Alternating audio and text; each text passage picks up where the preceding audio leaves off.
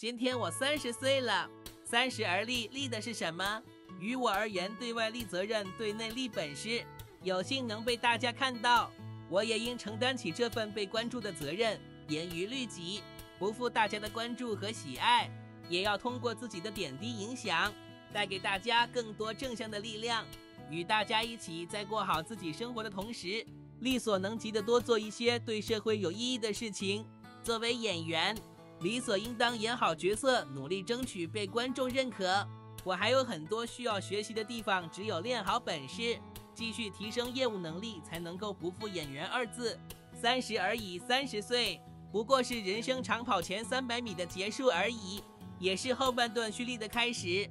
既然目标明确，那就继续往前。30而立，30而已。谢谢大家的祝福。